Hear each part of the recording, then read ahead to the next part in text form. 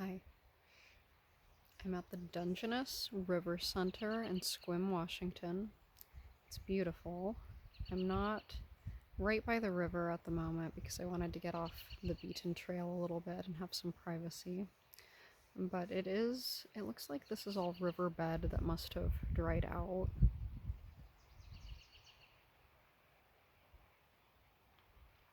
But it's beautiful, and I came here largely to do some prayer, meditating, spiritual healing. I'm on this trip, and it has been largely focused on healing some family ancestral wounds.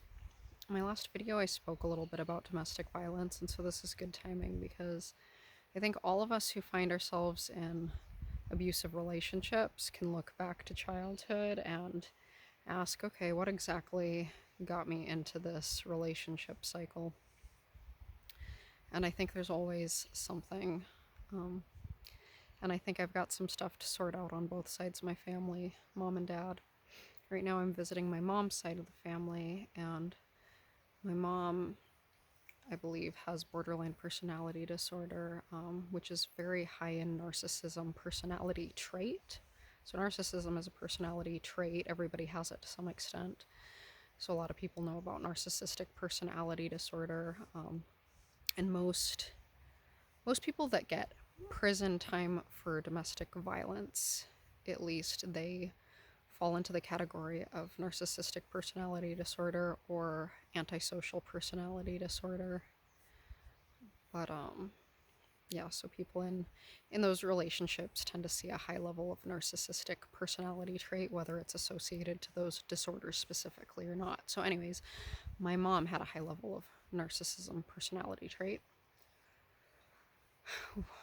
and I thought when I got married I avoided that. I clearly didn't. Just found it under another mask. There's a book called When Narcissism Comes to Church, and he actually identifies like 7 different types of narcissism. So that was really interesting to see all the masks it can have.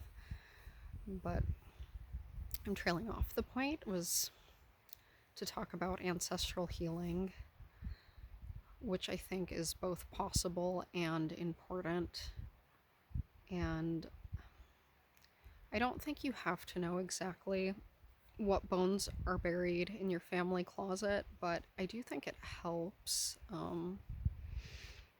I've been learning a lot from stories from my family and pursuing kind of the prayer and private gnosis route. And I think a lot of people might relate to the concept of karmic debt. I think that's maybe how people would associate it. So I think there's some karmic debt to pay in my family, and I'm game for it. I'm up for it. I'm ready to heal and end this aspect of my family, and I think there has to be a spiritual component to that. I don't think it's just, oh, I'm not going to be that way anymore, or I'm going to be more loving. I think there's something spiritually that really has to get put to bed. And I also bought this golden healer stone on this trip, so that's meaningful for me. And I'm trying to find ways to draw in all that energy and use my ancestors to help me pray and channel and focus it, and just like cast it out into the river and literally just leave it in Washington State before I go back home.